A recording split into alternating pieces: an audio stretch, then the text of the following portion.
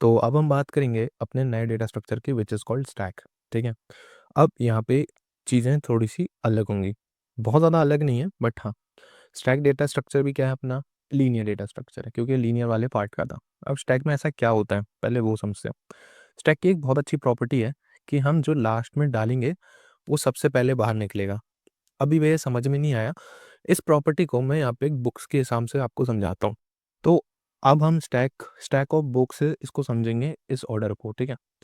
तो this is book number 5, ये मेरी बुक नंबर 4 है, ये बुक नंबर 3 है, ये जो वाइट वाली रेड वाली दिख रही है बुक नंबर 2 है, और ये वाली जो दिख रही है बुक नंबर 1 है।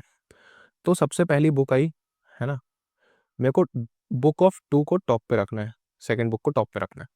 तो सबसे पहली बुक आई बुक 1, उसको मैंने रखा और टॉप ऑफ द स्टैक अभी ये है। पर एक और बुक आई मेरे पास बुक 2, तो मैंने उसको रखा, वो टॉप ऑफ द स्टैक हो गई। फिर अगले केस में मेरे पास एक और book I which is book 3 and उसको मैंने टॉप पे रखा। फिर अगले केस में book 4 top of the book हो गई, है ना, स्टैक में। और बुक 5 अब इस केस में ये हो गई। तो सबसे पहले मेरे पास क्या आया था? ध्यान दो अगर, सबसे पहले बुक 1 आई थी, फिर book 2, book 3, book 4 and book 5, ये सब डेटा है मेरे पास। ठीक है। अब मैं यहाँ पे स्टैक ही क्यों यूज़ कर रहा हूँ? देखो, स्टैक का ये जो प्रॉपर्टी है ना, वो कैसे वर्क करेगी वहाँ पे ये समझ में आएगा अभी। तो अगर मैं आउट करूँगा, तो सबसे रिसेंट में क्या पुश हुआ है? बुक 5। सबसे लास्ट में बुक 5 डली है, सबसे पहले बुक 1 डली थी। बट अगर मैं निकालूँगा ना, तो सबसे पहले बाहर क्या आएगा? बुक 5 बाहर आएगा। ठीक है? अब बुक 5 हट चुका है स्टैक से, है ना? इसको इरेज़ कर देता हूँ मैं। बुक 5 स्टैक से अब हट चुका है, समझ में आई बात? तो अब स्टैक में क्या बचा है? बुक 4। मेरे को क्या top of the stack book 4 चाहिए था? नहीं, बुक 2 चाहिए था। इसको भी हटा देता हूँ। फिर बुक 3 हटी। फिर अब टॉप ऑफ द स्टैक क्या है? बुक 2। क्या मुझे टॉप में बुक 2 रखना था? आंसर है यस। तो मैं यहाँ पे रुक जाऊँगा and this is my condition. यहाँ पे जो टॉप है स्टैक का वो क्या है? बुक नंबर 2, और मुझे यही चाहिए था।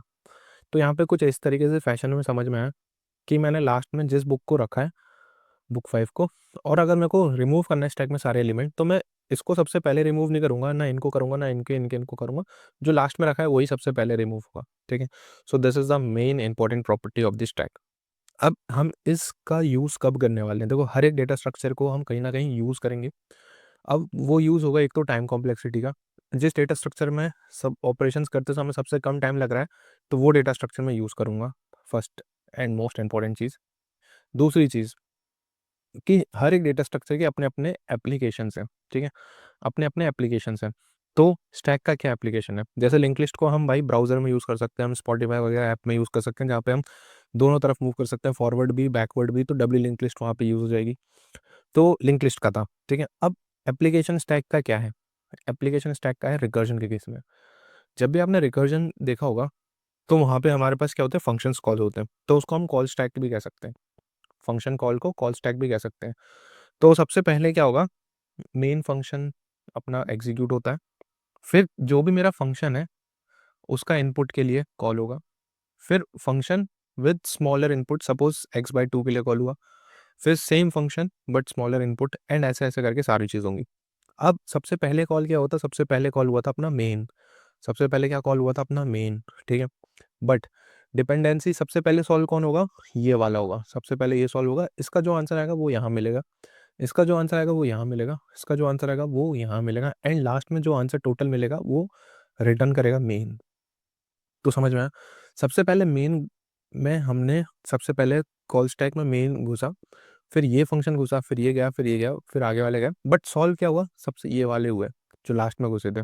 तो लगभग ये भी स्टैक की प्रॉपर्टी फॉलो कर रहा है, last in first out, yes. तो इसका मतलब है यहाँ पे हमारा रिकर्शन ऑलवेज़ यूज़ेज़ स्टैक, ठीक है? फंक्शन कॉल्स जब भी होती हैं तो कॉल स्टैक ही लगता है, राइट? और ये हर एक प्रोग्रामिंग में लगता है, ठीक है? और दूसरी एंड मेन इम्पोर्टेंट बात, जब भी हम एक्सप्रेशन इवैल्यूएशन करेंगे ना, एक्सप्रेशन इवैल्यूएशन करेंगे, जैसे इन्फिक्स, प्रीफिक्स, पोस्टफिक्स एक्सप्रेशंस, ये सारे एक्सप्रेशंस हैं, तो वहाँ पे भी स्टैक का एप्लीकेशन देखेंगे आप, ठीक है? समझ में आई बात? यस। तो स्टैक इसीलिए हम पढ़ रहे हैं, राइट? तो हर एक डेटा स्ट्रक्चर का कुछ ना कुछ प्लस पॉइंट है एंड ये समझ में आ गया होगा। अब एक और बात है, स्टैक को हम बहुत सारे तरीके से काम कर सकते हैं स्टैक्स में, ठीक है? सबसे पहली चीज़, सी प्लस प्लस में, एचटीएल में हमें क्या स्टैक अवेलेबल है? तो हमें अलग से स्टैक इम्प्लीमेंट करने की ज़रूरत नहीं है, तो मैं सीधा वो स्टैक यूज़ कर सकता हूँ। बट आपसे ज़्यादातर क्वेश्चंस इम्प्लीमेंटेशन ऑफ स्टैक के ऊपर आ सकते हैं एग्ज़ाम्स वगैरह में या फिर इंटरव्यू में। तो जब भी हमें इम्प्लीमेंटेशन की बात करनी स्टैक की, तो हमारे पास 2-3 चीज़ें हैं। एक तो हम एरे से स्टैक को इम्प्लीमेंट कर सकते हैं, दूसरा हम लिंक लिस्ट। और यहाँ पे भी आपको पता चलेगा कौन सी लिंक लिस्ट अभी लिंक लिस्ट से यूज़ हो गई।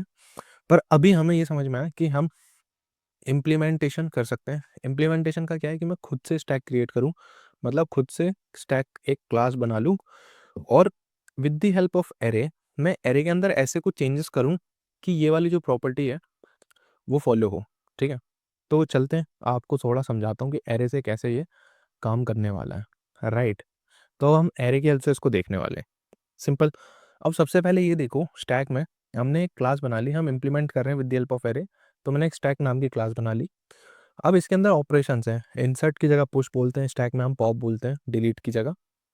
पीक एलिमेंट निकालना है तो पीक एलिमेंट या टॉप ऑफ द एलिमेंट देख सकते हैं। स्टैक एम्प्टी है कि नहीं वो देखेंगे, स्टैक का साइज़ देखेंगे और स्टैक को प्रिंट करना देखेंगे। तो ये अभी मैंने इनको सबको छोटा कर रखा है, मिनिमाइज़ कर रखा है। अभी जो मेन काम है, मैंने एक एरे बनाया। एरे का साइज़ अभी फिक्स नहीं है, तो अभी मैंने डायनामिक बना दिया। उसको मैं यहाँ पे कंस्ट्रक्टर में दे दूँगा, ठीक है? एक साइज़ नामक वेरिएबल बना दिया, टॉप नामक वेरिएबल बना दिया। 3 चीज़ें मैंने बना दी। अब मैंने कंस्ट्रक्टर बनाया, कंस्ट्रक्टर में क्या दिया मैंने एस, कंस्ट्रक्टर में मैंने क्या पास किया एस। एस यहाँ पे मेरे को साइज़ डिनोट करेगा, देखो साइज़ में मैंने एस डाल दिया, ठीक है? तो वही चीज़ हुई, यस। तो जो भी एस आएगा, सपोज़ एस में 5 आया है, तो यहाँ पे पता चल गया कि मैं 5 साइज़ तक एलिमेंट डालने वाला हूँ। और इनिशियली जो मेरा टॉप है वो -1 है और एरे का जो साइज़ आ गया वो 5 आ चुका है, ठीक है? यहाँ पे लिखा है एरे का जो साइज़ आ गया 5 आ चुका है, ठीक है? अब मैं इसमें पुश करूँगा, पॉप करूँगा, किस में करूँगा? एरे में करूँगा, क्योंकि मैं एरे की हेल्प से स्टैक इम्प्लीमेंट कर रहा हूँ। Implementation stack using the array, तो सब चीज़ मैं एरे की हेल्प से करूँगा। और वर्किंग कैसे होगी कि स्टैक की तरह वर्क करेगा वो काम, ठीक है? तो चलो देखते हैं। सबसे पहले पुश करके देखता हूँ। तो मैंने अज़्यूम किया 5 साइज़ का एरे, ठीक है? ये हो गया एरे जिसका नाम ARR कह दिया, जिसका साइज़ 5 है। ये मैंने अभी अज़्यूम किया, मैंने एस जो कंस्ट्रक्टर गिवन था ना यहाँ पे, कंस्ट्रक्टर मैंने बनाया उसमें एस की वैल्यू 5 डाल दी सपोज़, तो यहाँ पे एरे 5 साइज़ का बन गया, साइज़ 5 हो गया और टॉप -1 हो गया, ठीक है? तो ये सब चीज़ें मैं यहाँ पे लिख लेता हूँ। साइज़ हो गया, टॉप हो गया -1, ठीक है? ये इनिशियल कंडीशन है, अभी कुछ नहीं है, एरे खाली है, सब चीज़ खाली है, ठीक है? ये समझ में आई बात? यस। तो अब क्या होगा यहाँ पे एक चीज़, हमें एलिमेंट डालना है, किसमें? इस एरे को फिल करना है। और ये एरे किस तरीके से दिखने वाला है? स्टैक के तरीके से, क्योंकि हम स्टैक ही इम्प्लीमेंट कर रहे हैं ना, but with the help of array कर रहे हैं। तो बहुत सारे बच्चे सोचते हैं हम स्टैक बना रहे हैं, भाई नहीं, हम एरे में स्टैक की तरह काम करना चाह रहे हैं। तो हमारा सारा जो डेटा फिल होगा वो एरे में फिल होगा, स्टैक में नहीं, क्योंकि अभी मैंने स्टैक कुछ किया ही नहीं है, खुद से डिज़ाइन कर रहा हूँ मैं stack with the help of array, ठीक है? तो एरे में डेटा जाएगा, समझ में आ रही बात? तो इस तरीके से। अभी सबसे पहले ये देखेंगे, ये बाद में, ये कंडीशन देखते हैं कि टॉप सबसे पहले प्लस प्लस होगा, -1 से 0 होगा और एरे ऑफ टॉप में जो भी वैल्यू है वो चली जाएगी। सपोज वैल्यू मैंने डाली 10, तो एरे ऑफ 0 पे 10 चली जाएगी, चली गई, यस। तो कुछ इस तरीके से हुआ कि ये स्टैक में हम अभी इस एरे को स्टैक समझ सकते हो कि हम स्टैक की वर्किंग कर रहे हैं, या एरे समझो, वो समझ में आ रहा है कि 10 सबसे पहले फिल हो चुका है। आप इसको अज्यूम करने के लिए, जैसे बुक ऑफ स्टैक मैंने अज्यूम किया था, ऐसा समझ सकते हो, अभी कुछ ऐसा बना है, बट ये है अभी एरे ही, ठीक है? ये समझने के लिए स्टैक, बट ये है एक्चुअली एरे ही, समझ में आई बात? क्लियर है? यस। तो फिर क्या हुआ, ये कंडीशन ओवरफ्लो की है कि जब मेरा पूरा एरे फुल हो जाएगा ना, तब का है, तब मैं कुछ नया एलिमेंट डाल नहीं सकता। सपोज़ मुझे अब एक और एलिमेंट डालना है 20, तो मैं क्या करूँगा, टॉप को प्लस प्लस, अब ये 1 हो जाएगा और एरे ऑफ 1 में 20 डाल दूँगा, डल गया। तो आप कुछ ऐसा समझ सकते हो, ठीक है? ये समझने के लिए है, ये एक्चुअल नहीं बन रहा है, एक्चुअल एरे बन रहा है, ठीक है?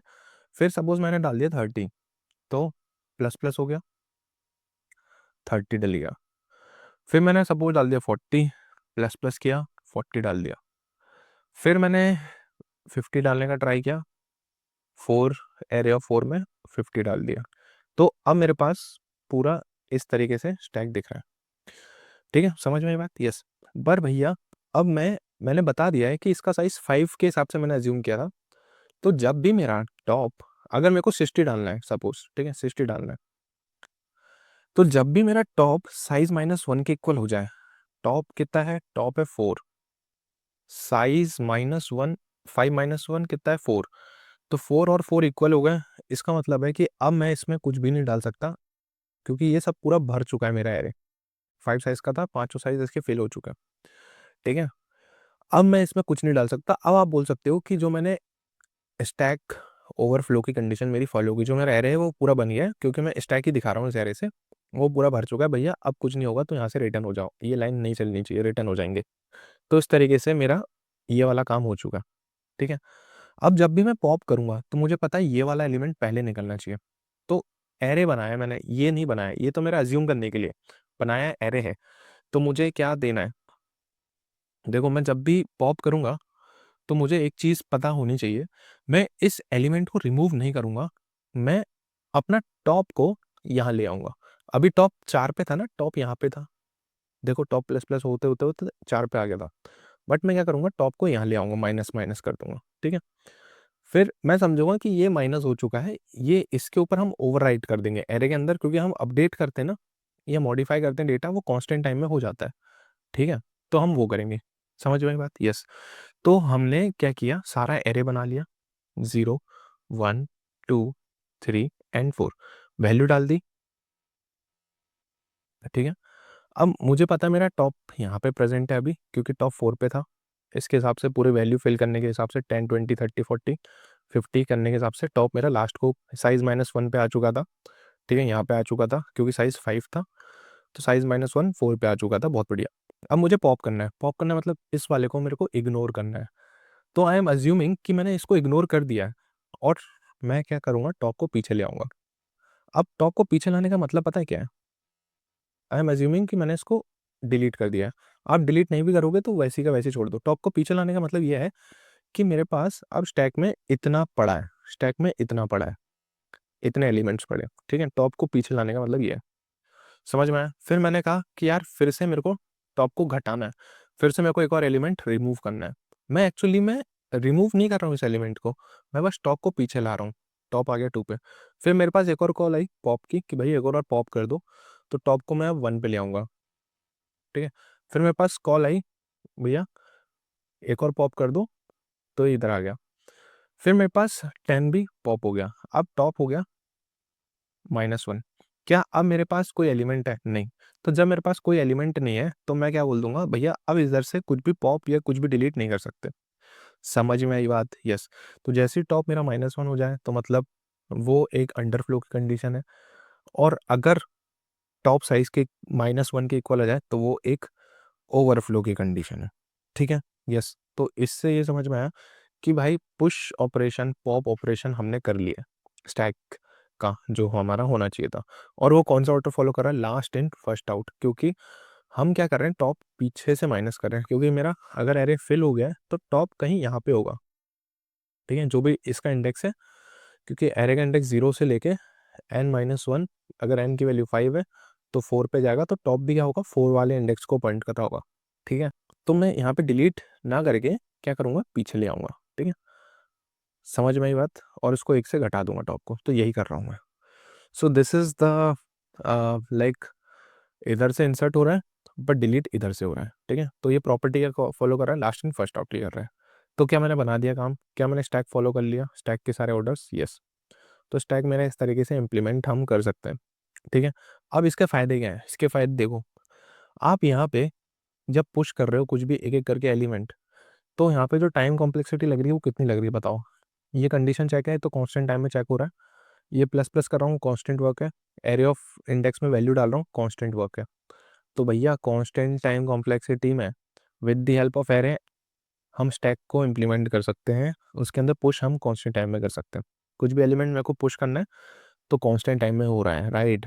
और अगर डिलीट करना है, ये भी कांस्टेंट ऑपरेशन है, तो ये भी मैं कुछ भी एलिमेंट अगर मुझे पॉप करना है तो मैं कांस्टेंट में कर सकता हूँ, बिकॉज बिकॉज ध्यान दो, अगर ये मेरा एरे है, मेरे को ये वाले को डिलीट करना है, तो मेरे पास टॉप पॉइंटर है, मैं उसको बस पीछे ला रहा हूँ।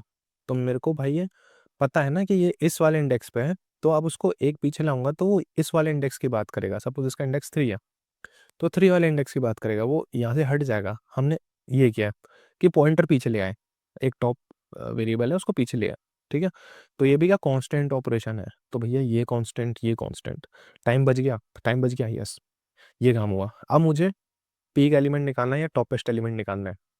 सपोज मेरे पास एरे था जिसमें सारी वैल्यू भरी थी, ठीक है, सपोज ऐसा था, और टॉप मेरा यहाँ पे था, तो भैया टॉप क्या पड़ा है अभी, 50 पड़ा है, 50 मार देंगे। पर हो सकता है मेरा टॉप कहीं -1 पे पड़ा हो। जब -1 पे पड़ा है तो वहाँ पे कुछ भी प्रेजेंट नहीं है, तो वहाँ पे बोल दूंगा कि मेरा स्टैक खाली है, कुछ वैल्यू नहीं मिलने वाली, -1 है वो, ठीक है। क्लियर है बात, यस। और एम्प्टी भी ऐसे ही चेक करूंगा, जब टॉप -1 पे प्रेजेंट होगा तो वो एम्प्टी कहलाएगा, तो यहाँ से रिटर्न ट्रू हो जाएगा। अगर टॉप -1 नहीं है, कहीं यहीं कहीं है, किसी इंडेक्स पे है, तो वो क्या कहलाएगा, फॉल्स कहलाएगा, कि स्टैक अभी एम्प्टी नहीं है, ठीक है। तो मुझे ट्रू या फॉल्स रिटर्न करना है। जब स्टैक एम्प्टी होगा तब मैं ट्रू रिटर्न करूंगा, जब स्टैक एम्प्टी नहीं होगा तब मैं फॉल्स रिटर्न करूंगा। और अगर मुझे साइज पता करना है, देखो ये बात ध्यान देना, इसको थोड़ा इरेज करने का ट्राई करता हूँ। अब मेरे को साइज पता करना है, तो भाई देखो टॉप क्या डिनोट कर रहा है, मेरा इंडेक्स, ठीक है।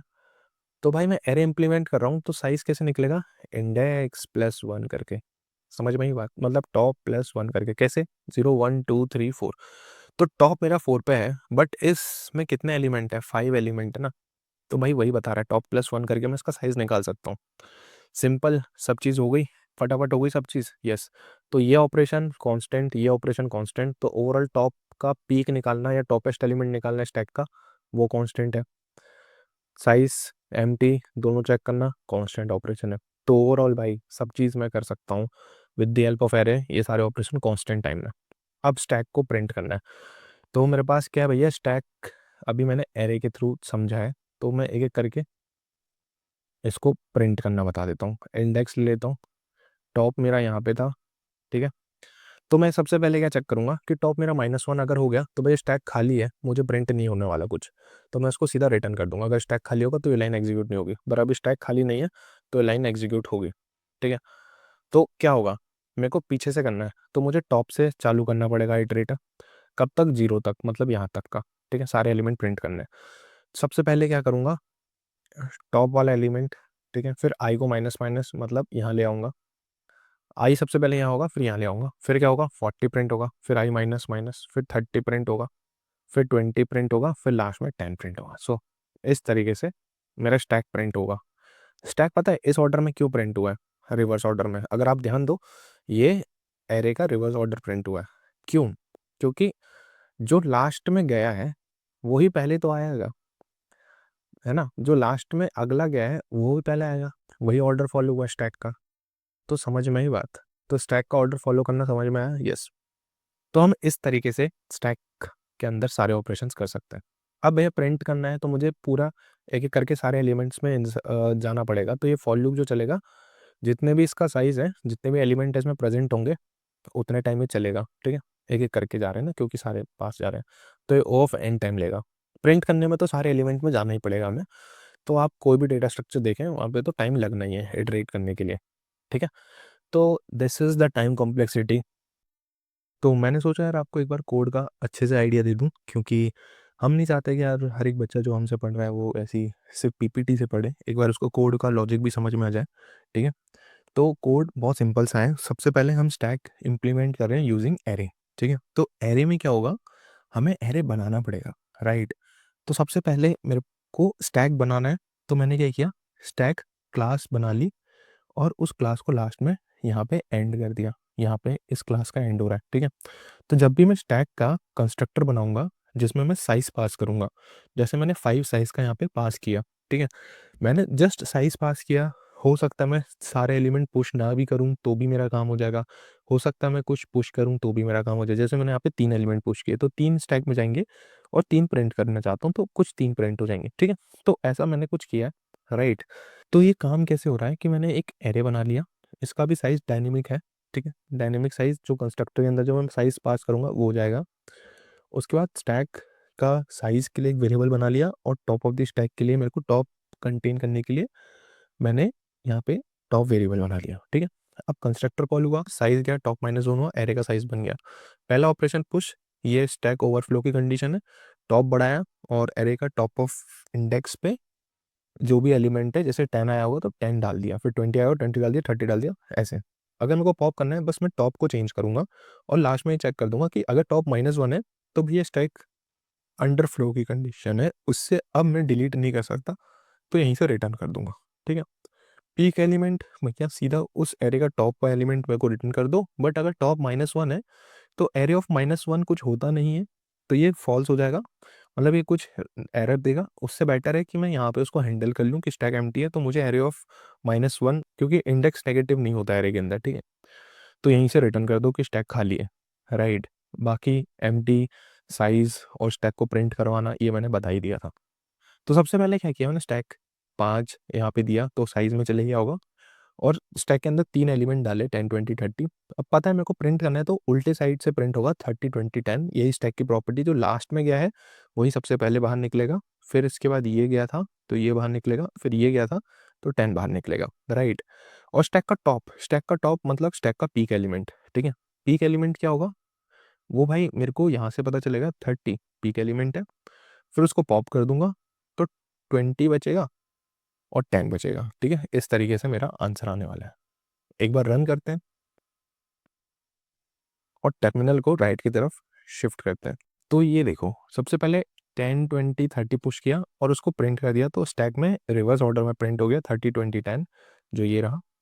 Top of the stack peak निकाला, मतलब 30 आ गया, टॉप में 30 प्रेजेंट है। फिर मैंने क्या किया, उस 30 को रिमूव किया, तो मैंने टॉप को एक से माइनस माइनस कर दिया, राइट, और प्रिंट किया तो 20 और 10 आ गया, सिंपल।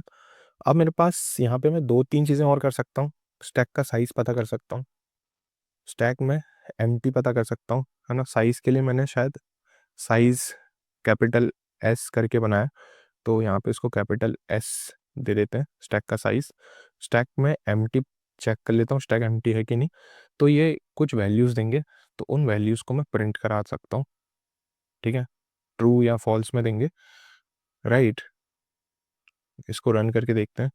तो यहाँ पे 20 क्या बता रहा है, 20 की जगह वो 2 और 0 था, क्योंकि मैंने यहाँ पे लाइन ब्रेक नहीं दिया है, तो लाइन ब्रेक दे देते हैं, ठीक है। वो 0 का मतलब है फॉल्स, स्टैक एम्प्टी नहीं है, और साइज उसका 2 है, ठीक है। देखो, स्टैक का साइज 2 है और 0 का मतलब है कि वो साइज, मतलब अभी स्टैक एम्प्टी नहीं है, 0 का मतलब ये है इज एम्प्टी, फॉल्स दे रहा है, 0 दे रहा है, ठीक है। 2 क्यों है, क्योंकि 20 और 10 दो एलिमेंट्स हैं, तो स्टैक का साइज 2 है, ठीक है, क्योंकि मैंने पहले वाले को रिमूव कर दिया, तो मैं वही कर रहा हूँ स्टैक में साइज निकालते समय, बस जो भी टॉप है +1 कर रहा हूँ, ठीक है, जिससे वो 2 दे देगा, राइट।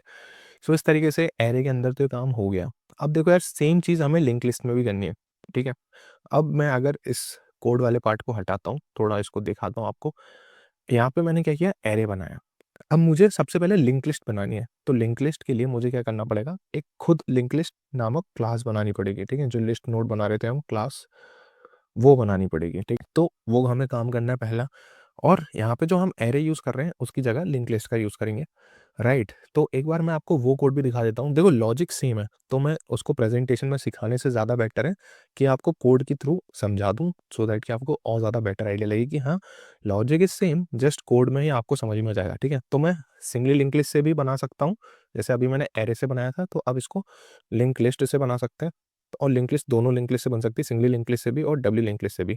तो मैं सिंगली लिंक लिस्ट से बता देता हूँ, आप डब्ल्यू लिंक लिस्ट से भी खुद से कोड कर लेना, ठीक है। एक बार सिंगली लिंक लिस्ट समझ गए तो डब्ल्यू भी समझ ही जाओगे, आसान है, बहुत आसान है। तो अब हम क्या करते हैं, लिंक लिस्ट के कोड देखते हैं, ठीक है। तो सबसे पहले आप मैंने आपको बता दिया, दोनों तरीके से लिख सकते हो आप, डब्ल्यू लिंक लिस्ट भी बना सकते हो, मैं सिंगली लिंक लिस्ट के थ्रू बता देता हूँ। तो मैंने एक लिस्ट नोड बना दी, ठीक है, क्लास बना दी लिंक लिस्ट की, जिसमें डेटा और लिंक लिस्ट का जो भी पैरामीटर जाएगा, वैल्यू, वो डेटा में आ जाएगा और नेक्स्ट उसका नल हो जाएगा। तो ये सिंगली लिंक लिस्ट का तरह काम करेगा। तो इसको आई थिंक ये कोड पार्ट समझ में आया होगा आप लोगों को, ठीक है। ये सिंगली लिंक लिस्ट का कोड है, राइट। अब स्टैक में क्या करेंगे, स्टैक हम बना रहे हैं यूजिंग सिंगली लिंक लिस्ट। तो जो मैं एरे बना रहा था, ठीक है, उसकी जगह मैं लिंक लिस्ट यूज़ करूँगा। एंड यहाँ पे टॉप जो है मेरा, जो टॉप का काम है वो यहाँ पे इंडेक्स का काम नहीं होगा, यहाँ पे पूरा एक लिस्ट बनाऊंगा मैं, ठीक है। तो ये चीज़ होगी, राइट। पॉइंटर का काम चलेगा, टॉप टॉप का पॉइंटर चलेगा, राइट। और वो किस तरीके का होगा, लिंक लिस्ट तरीके का होगा, ठीक है। क्योंकि वो पूरी एक नोड, लिंक लिस्ट नोड की बात हो रही है यहाँ पे, पॉइंटर, ठीक है। साइज, दोनों चीज़ें। स्टैक में हम सबसे पहले, स्टैक मेरा खाली होगा, मतलब कोई भी लिस्ट, अभी कोई भी डेटा नहीं है, ठीक है। और लिस्ट में हम यही करते हैं, सबसे पहले उसको नल बनाते हैं, ठीक है, और उसका साइज 0 करते हैं। समझ में ही बात? यस। तो काम वो यही होगा। पुश में क्या होगा, न्यू नोड बनाई, ठीक है, न्यू नोड बनाई, और न्यू नोड का जो भी नेक्स्ट होगा वो नल होगा इनिशियली, ठीक है, क्योंकि new node link list node है। लिंक लिस्ट का नेक्स्ट देखो, लिंक लिस्ट कैसे बन रही है, एक तो डेटा, डेटा में डेटा चले जाएगा, सपोज 10 गया और नेक्स्ट उसका नल है, तो सेम चीज़। तो डेटा 10 आ गया न्यू नोड का डेटा सपोज, तो उसका नेक्स्ट में जो भी वैल्यू है, ठीक है, उसको मैं टॉप में, टॉप का एड्रेस रखूंगा, ठीक है, लिंक न्यू नोड का नेक्स्ट टॉप में रखूंगा। समझ आया बात? यस। तो इस तरीके से टॉप की लिंकें होंगी और टॉप को न्यू नोड बना दूंगा। तो ये मेरा काम हो गया, और मैंने एक देख लिया है, तो साइज को एक से बढ़ा दूंगा, ठीक है, साइज एक हो चुका है। मुझे डेटा प्रिंट करना है, तो मेरे को पता है डेटा इस एक्स में प्रेजेंट होगा, जो भी ये पुश एलिमेंट होगा, या तो आप सीधा कर सकते हो एक्स प्रिंट, ठीक है। और एक चीज़ ये हो सकती है कि जब भी हम देखो यहाँ पे वैसे एरे के केस में साइज फुल हो सकता था, ठीक है, टॉप जो था इंडेक्स को डिनोट करता है, साइज -1 अगर टॉप हो जाता है एरे के केस में, तो वो स्टैक ओवरफ्लो है। बट भैया यहाँ पे अगर मेरी न्यू नोड नल की नल ही रही, तो इसका मतलब है कि वो ओवरफ्लो की कंडीशन है। ओवरफ्लो कैसे, जैसे हीप में जब मैंने बनाया, ठीक है, तो वो साइज, वहाँ पे अब स्पेस है ही नहीं, तो मैं न्यू नोड नहीं बना सकता, ठीक है, तो वो नल ही रहेगा। क्लियर है बात? समझ में आ रही बात? तो वो ओवरफ्लो की कंडीशन है। पॉप सेम है, टॉप अगर नल हो गया तो अंडरफ्लो है। बाकी डेटा है ना, मैं प्रिंट कर दूंगा, तो उसका जो डेटा है मैं उसको पॉप करना चाहता हूँ, तो पॉप हो गया वो, और टॉप को आगे भेज दिया, डिलीट कर दिया, और डिलीट करने के बाद मुझे साइज़ एक से घटाना है, तो साइज़ बता देंगे। पीक एलिमेंट चेक कर लेंगे, अगर वो नल तो नहीं है, अगर नल है तो -1 रिटर्न कर देंगे कि स्टैक एम्प्टी है, नहीं तो जो भी टॉप है, टॉप नल नहीं है तो उसका डेटा प्रिंट कर देंगे, वही पीक या टॉपेस्ट एलिमेंट होगा। एम्प्टी चेक कर लेंगे, अगर टॉप नल है तो ट्रू, नहीं तो फॉल्स।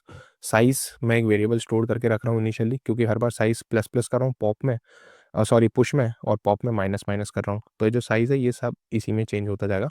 तो जब भी हम साइज़ निकालेंगे तो सीधा साइज़ दे देंगे, क्योंकि यहाँ पे मैं टॉप +1 नहीं कर सकता, ठीक है, इंडेक्स नहीं है यहाँ पे, एरे, ये एरे नहीं है, ठीक है। प्रिंट करना है तो भैया जैसे लिंक लिस्ट में प्रिंट करते थे जब तक टेम्प नल नहीं होता, तो भैया सेम डेटा करेंगे टेम्प का, और टेम्प को आगे बढ़ाते जाएंगे सेम उसी तरीके से। और ये मेरा मेन कोड है, सबसे पहले 10 20 30 उसको मैंने रिवर्स ऑर्डर में किया अटैच, तो इस तरीके से जाएगा और प्रिंट हो गया वो, ठीक है। और पीक निकालना सीख लिया हमने, तो टॉपेस्ट एलिमेंट निकालना है तो पीक का कॉल कर दिया, पॉप कर दिया, प्रिंट हो जाएगा 20 10, क्योंकि 30 पॉप हो चुका है ना। उसके बाद साइज़ देखेंगे 2 मिलेगा, एम्प्टी है क्या, नहीं तो 0 मिलेगा। तो अगर रन करेंगे तो कोड भी वैसे ही चलेगा जैसे एरे का कोड चल रहा था। तो ये देखो 10 20 30 पहले स्टैक में पुश हुआ, जो कि ये था, फिर प्रिंट किया तो 30 20 10 प्रिंट हुआ रिवर्स ऑर्डर में, फिर भैया ये हुआ, टॉप निकला 30, 30 को पॉप किया, अब स्टैक में 20 और 10 बच रहा है, तो स्टैक का जो साइज़ है वो 2 है, और स्टैक एम्प्टी नहीं है तो 0 रिटर्न है। समझ में आई बात? तो ये कहानी है भैया स्टैक की, ठीक है। तो ये दोनों चीज़ें हमने देख ली कि स्टैक को हम लिंक लिस्ट से भी सॉल्व कर सकते हैं, स्टैक को हम एरे के थ्रू भी सॉल्व कर सकते हैं। अब भैया स्टैक टेम्पलेट है, तो हम इस पूरे कोड को हटाएंगे, या तो मैं क्या करूँ, ये जो मैंने टेम्पलेट बनाया था ना, अभी स्टैक क्लास बना रहे थे, तो उसकी जगह पे मैं क्या करूँगा, इस पूरे पार्ट को एरेज करूँगा, और यहाँ पे इंक्लूड कर दूंगा स्टैक को, हैश इंक्लूड स्टैक, ठीक है। अब मैं स्टैक के सारे सारे के सारी चीज़ें यहाँ पे कर सकता हूँ, जैसे मैंने मेन फंक्शन बनाया, ठीक है, मैंने मेन फंक्शन बनाया, अब मेरे को स्टैक, मैं किसी एरे से या लिंक लिस्ट से नहीं कर रहा हूँ, मैं सीधा स्टैक एसटीएल यूज़ कर रहा हूँ, तो स्टैक ऑफ इंटीजर से ही है, स्टैक बना लिया, उसका नाम एस दे दिया। एस में सीधा पुश कर सकता हूँ 10, तो स्टैक में सीधा पुश हो जाएगा 10, कॉपी करता हूँ, 2 3 बार पुश करता हूँ अलग अलग वैल्यू, सपोज 20 पुश किया, 30 पुश किया, 40 पुश किया, एंड 50 पुश किया, तो स्टैक पुश हो गया, ठीक है। समझ में आ रही बात? ये चीज़ हुई। अब मेरे को स्टैक को प्रिंट करना है, तो प्रिंट के लिए तो मुझे ट्रैवर्स करना ही पड़ेगा, तो मैं क्या लूँगा, वाइल जब तक मेरा स्टैक ख़त्म नहीं होता, वाइल जब तक stack is not empty, not empty, जब तक स्टैक एम्प्टी नहीं होता तब तक मेरे को प्रिंट करना है। क्या प्रिंट करना है, क्या प्रिंट करना है, स्टैक का टॉप, ठीक है। अब स्टैक का टॉप सबसे पहले जो भी टॉप ऑफ द स्टैक होगा वो आएगा, और बीच में स्पेस आ जाएगा एक। फिर मुझे क्या प्रिंट करना है, देखो सबसे पहले टॉप ऑफ द स्टैक में 50 आएगा, क्योंकि उल्टे से जाता है स्टैक, है ना, जो लास्ट में गया है वही सबसे पहले निकलेगा, तो यहाँ से 50 मेरे को मिलेगा। बट मुझे अब उसको पॉप भी करना है, तो स्टैक से उसको पॉप कर दूंगा, तो स्टैक से क्या निकलेगा, 50 निकलेगा। तो स्टैक से 50 गायब हो गया। अब टॉप ऑफ द स्टैक 40 और वो गायब हो जाएगा। फिर टॉप ऑफ द स्टैक 30, फिर वो गायब हो जाएगा। फिर टॉप ऑफ द स्टैक 20, फिर वो गायब हो जाएगा। फिर लास्ट में टॉप ऑफ द स्टैक 10, फिर वो गायब हो जाएगा। एंड लास्ट में मेरा स्टैक पूरा खाली हो जाएगा। तो ये एक एक करके सब चलेगा जब तक स्टैक खाली नहीं होता, और सब एक एक करके प्रिंट हो जाएंगे। ठीक है, इसको एक बार प्रिंट करके भी दिखा देता हूँ। तो आपके सामने ये मैंने कोड लिखा है और ये यहाँ पे प्रिंट हो गया। ठीक है, और ध्यान दो स्टैक का जो ऑर्डर था, लास्ट इन फर्स्ट आउट, वही ऑर्डर यहाँ पे फॉलो हुआ। सो this is just a single line यहाँ पे मैंने यूज़ करी कि स्टैक HTL जो है C++ में स्टैक को इंक्लूड कर लूँ और भैया इसका यूज़ कर लूँ। सीधा सीधा सारे सारे ऑपरेशन चलेंगे। देखो अब स्टैक मेरा एम्प्टी हो जाएगा, तो मैं इसको प्रिंट भी कर सकता हूँ कि स्टैक डॉट एम्प्टी, क्या स्टैक एम्प्टी है। तो वो यहाँ से आंसर भी दे देगा मुझे कि हाँ भैया स्टैक एम्प्टी है। इसको रन करके दिखाता हूँ। देखो 1 दे दिया, 1 दे दिया मतलब स्टैक एम्प्टी हो गया। ठीक है, समझ में आई बात? यस। तो स्टैक एम्प्टी ऐसे मिल जाएगा। स्टैक में बाकी सारे जैसे जो जो ऑपरेशन कर सकते हो आप। फिर से अगर आपको कुछ नया एलिमेंट पुश करना है तो you can definitely push the new element 100। ठीक है, सपोज 200 भी करना है तो आप वो भी कर सकते हो। एंड अगर आपको फिर से प्रिंट करना है स्टैक में, सॉरी कॉपी कर लेता हूँ, प्रिंट करना है तो आप 20 और 100, टू सॉरी 200 और 100 इसका रिवर्स ऑर्डर में आ जाएगा। ठीक है, तो ये और ये 1 क्या दिखा रहा है कि स्टैक अभी एम्प्टी हो चुका है, क्योंकि यहाँ पे वाइल लूप तब ब्रेक होगा जब स्टैक एम्प्टी होगा। ठीक है, तो ये वही चीज़ बता रही है। समझ में ये बात कि हम सारी चीज़ें कर सकते हैं। स्टैक को हम C++ HTL के हिसाब से सिंगल लाइन से यूज़ करेंगे और बस पुश पॉप साइज, ठीक है, एम्प्टी, टॉप, ये सब कर सकते हैं। तो हम लोगों ने यार अभी तक स्टैक के अंदर सब चीज़ देख लिया है। स्टैक को इम्प्लीमेंट करना देख लिया है with the help of array, with the help of link list, और स्टैक का हमने खुद से HTL भी देख लिया है। ठीक है, अब आपसे स्टैक में ऑपरेशन कोई पूछ ले, पुश पॉप, ये इनकी टाइम कॉम्प्लेक्सिटी पूछ ले, आप वो बता दोगे। अब जो मेन बात आती है वो है एक्सप्रेशंस की। इनफिक्स एक्सप्रेशन क्या होते हैं, प्रीफिक्स क्या होते हैं, पोस्टफिक्स एक्सप्रेशंस क्या होते हैं। ठीक है, तो मैं अब सबसे बेसिक स्टार्ट कर रहा हूँ एकदम इवेल्युएशन ऑफ एक्सप्रेशन का। जैसे मेरे पास दो नंबर्स हैं, मुझे दो नंबर्स को ऐड करना है, तो I can definitely do this. And इनमें से ये कौन सा नोटेशन है पहले मुझे ये बताओ। पहले मुझे ये भी पता होना चाहिए कि कौन सा नोटेशन है। This notation is called infix notation. Infix में क्या होगा, जो मेरा ऑपरेटर है ना, दिस इज माय ऑपरेटर, वो दो ऑपरेंड्स के बीच के आएगा। ठीक है, दो ऑपरेंड्स के बीच में रहेगा, राइट। जैसे जैसे 2+3 × 4, तो ये जो प्लस है इन दो ऑपरेंड्स के बीच में, इसका जो भी रिजल्ट आएगा वो ऑपरेंड ये और ऑपरेटर उनके बीच में रहेगा। तो हमेशा ऑपरेटर बीच में ही रहेगा। सो अगर ऐसा नोटेशन है, so this is my infix notation. Clear बात? यस। तो इनफिक्स नोटेशन समझ गए। इनफिक्स नोटेशन की पहचान क्या है, ऑपरेटर बीच में रहेगा, operand 1, suppose this is operator and this is operand 2। ठीक है, तो अगर ऐसा कुछ दिख रहा है कि बीच में ऑपरेटर दिख रहा है तो वो मेरा इनफिक्स है। ठीक है, अगर बात करें प्रीफिक्स की, तो प्रीफिक्स में क्या होगा, प्री, प्री मतलब ऑपरेटर पहले आ जाएगा। ठीक है, this is my infix. Prefix में क्या होगा, ऑपरेटर पहले आ जाएगा, ऑपरेंट अगर मल्टीपल है तो वो बाद में आएंगे। प्रीफिक्स। पोस्ट फिक्स में क्या होगा, जो ऑपरेटर होगा वो पोस्ट रहेगा, पोस्ट मतलब लास्ट में रहेगा। ठीक है, सो ऑपरेट 1, ऑपरेंट 2, इस तरीके से हो जाएंगे। क्या ये बात समझ में आ रही है? यस। तो इनके नाम से समझ में आ रहा है कि इन मतलब बीच में ऑपरेटर, प्री मतलब सबसे आगे ऑपरेटर, पोस्ट मतलब सबसे लास्ट में ऑपरेटर। ठीक है, तो ये है पैटर्न पहचानने का। और just like tree, in order, pre order, post order होता है ट्री में। ठीक है, अभी मैं रटा नहीं रहा हूँ कुछ भी चीज़, बट हाँ समझो थोड़ा इस तरीके से आइडेंटिफाई करना होता है। और जब हम ऑपरेशंस कर रहे होते हैं ना, तो उसमें ऑर्डर बहुत ज़्यादा ज़रूरी है कि कौन पहले आएगा, क्या चीज़ पहले सॉल्व होगी। देखो यार, सबसे पहले सभी को बॉड मास रूल तो पता ही होगा। ठीक है, बॉड मास रूल के हिसाब से भी यार मैथमेटिकल एक्सप्रेशन सॉल्व किए जाते हैं, बिल्कुल ठीक है। तो बस वही सारी चीज़ें जैसे यहाँ पे भी फॉलो होंगी, राइट। अब हमें समझ में आ गया इनफिक्स, जैसे 2+3 मुझे 5 पता है, तो इस तरीके से जनरली हम किसी भी नंबर्स को सॉल्व कर सकते हैं। जैसे 2+8 × 10, तो मुझे पता है कि भाई पहले ब्रैकेट सॉल्व कर लो, फिर मल्टीप्लाई कर लो। बोर्ड मास रूल के हिसाब से 10 × 10 100 होता है, ठीक है। फिर ऐसे कर करके सारे रूल्स फॉलो कर लेंगे, तो हमें इनफिक्स को सॉल्व करना आता है। अपने हम इजीली कॉपी पेन लेके सॉल्व कर सकते हैं, ठीक है। पर भैया हमें प्रीफिक्स अगर दे दिया जैसे +2 3, अब भैया इसको सॉल्व कैसे करोगे? ये तो बहुत छोटा है, तो चलो हमने कह दिया ये प्री है तो इन दोनों के बीच में लगेगा और इसको हम इस तरीके से कन्वर्ट कर देंगे और सॉल्व कर लेंगे। बट यार बहुत बड़ा हो जाए, तब इसको हम कैसे आइडेंटिफाई करेंगे, कैसे सॉल्व करना है इसको? या पोस्ट फिक्स हो जाए तो हमें कैसे सॉल्व करना है? वो हम तभी सॉल्व कर पाएंगे जब हमें कन्वर्जन पता होंगे तब, ठीक है। तो सबसे पहला कन्वर्जन देख लेते हैं, इनफिक्स से पोस्ट फिक्स का। इनफिक्स से पोस्ट फिक्स का। अब बस हमें कन्वर्जन करते समय कुछ रूल्स फॉलो करने हैं, कुछ रूल्स को फॉलो करना है, ठीक है। तो अब हम क्या चाहते हैं कि हमें कन्वर्जन्स करने हैं, ठीक है। अब भैया कन्वर्जन्स किसका करना है पहले ये देखते हैं। सपोज मेरे पास एक स्ट्रिंग गिवन है, अब मुझे ये आइडेंटिफाई करना है ये स्ट्रिंग किस पैटर्न में गिवन है, ठीक है। और मुझे कहा है कि इसको कन्वर्ट करना है पोस्ट फिक्स में। पहले पर हमें ये पता होना चाहिए कि ये किस पैटर्न में हमें स्ट्रिंग गिवन है। और ध्यान देना, हमें जब भी एक्सप्रेशन गिवन होगा क्वेश्चन में, तो हमें वो स्ट्रिंग के फॉर्मेट में ही गिवन होगा, राइट। क्योंकि इतना बड़ा हम एरे नहीं ले सकते और उसमें मल्टीपल डेटा नहीं रख सकते, क्योंकि एरे में एक जैसा डेटा रखा जाता है, ये तो हमने एरे पढ़ा है। यहाँ पे क्या है, प्लस बी आ गया, ए बी ये सब आ गया, तो डेफिनेटली यहाँ पे स्ट्रिंग ही यूज़ होने वाली है, राइट। तो ये स्ट्रिंग में किस टाइप का मेरे पास एक्सप्रेशन गिवन है, सबसे पहले हमें वो आइडेंटिफाई करना है। यहाँ पे क्या है, ये दो ऑपरेंट है, उनके बीच में एक ऑपरेटर है, इधर भी एक ऑपरेटर है, इधर से जो भी रिजल्ट आएगा, इधर से जो रिजल्ट आएगा उसके बीच में भी एक ऑपरेटर है। So it means that this is my infix notation. And हम सबसे पहले ये देख रहे हैं इनफिक्स से पोस्ट फिक्स का conversion. So this is my infix and I want to convert in that into the postfix expression, right. तो ये चीज़ है।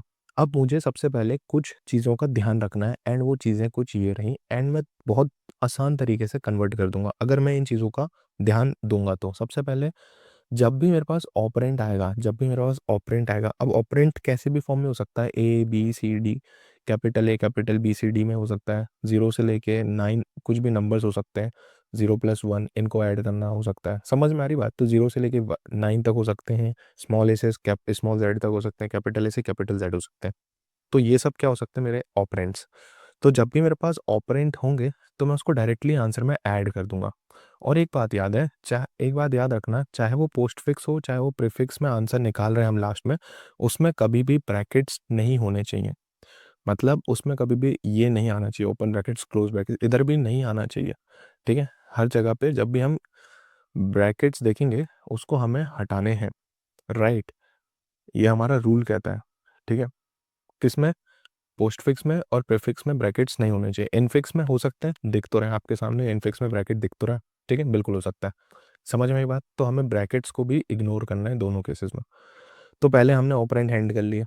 जब मेरे को ओपन ब्रैकेट दिखता है तो मैं उसको स्टैक में डाल दूंगा, और जब मेरे को क्लोज ब्रैकेट दिखता है तो मैं हटाऊंगा। कब तक? जब तक मैं ओपन ब्रैकेट में देख लूँ तब तक सारे के सारे हटाते जाऊंगा, राइट। और स्टैक में मुझे क्या पुश करना है, बाकी चीज़ें।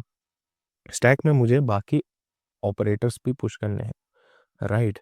जैसे प्लस आ गया उसको स्टैक में पुश करना है, जैसे मल्टीप्लाई आ गया उसको स्टैक में पुश करना है, और जैसे ही क्लोज्ड ब्रैकेट आ गया, ओपन ब्रैकेट आ गया, उसको भी स्टैक में डाल दो। ओपन ब्रैकेट डाल देंगे, प्लस को डाल देंगे, पर जैसे ही क्लोज आया, क्लोज मैंने देख लिया, तब तक पॉप करूंगा जब तक ये ओपन नहीं दिखता, तो ये भी पॉप हो जाएगा एंड फाइनली मेरा स्टैक खाली हो जाएगा।